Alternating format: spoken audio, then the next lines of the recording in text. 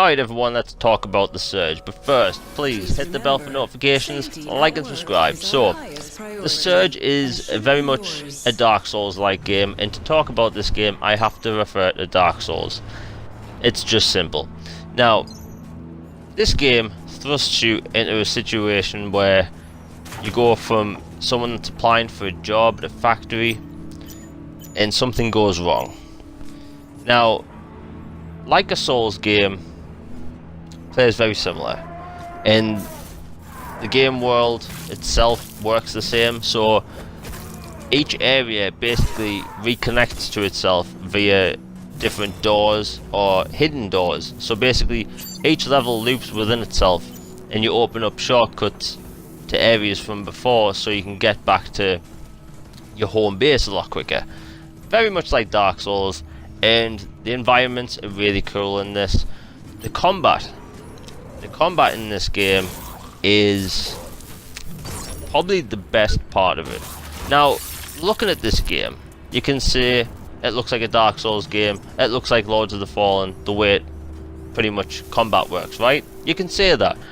The game is nothing like that, and that's where this game gets really good.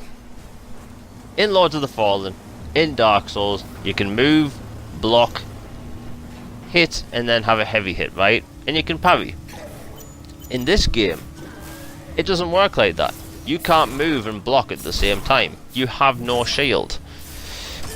But when you block, you can't move, but you take almost no damage by smaller enemies. Basically, your basic mobs. And when you lock onto a character, it isn't like Dark Souls or Lords of the Fallen.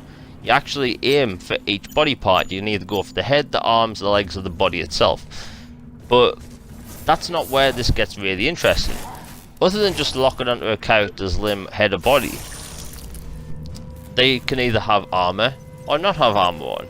So if you attack an unarmored piece of the body, the health's going to go down a lot quicker, and the fight's going to be over a lot quicker, right? But if you go for an armored piece, so if a part of the body that's armored, if you go for that, you have a higher chance of getting some loot, or basically blueprints to craft loot. And that's where this game gets good. The combat is really good. Now, in other games like this genre, you can roll. In this game, it's more of a dodge, and you have to get used to it over a while, because if you're used to playing games like Lords of the Fallen, like Dark Souls, you're going to expect it to play a certain way, but you're going to have to sort of unteach yourself. But this game's really good. Now, when I do these impressions videos, it's only off the first few minutes, right? I should say first 2 hours. So I'll put about an hour into this game, and it's good.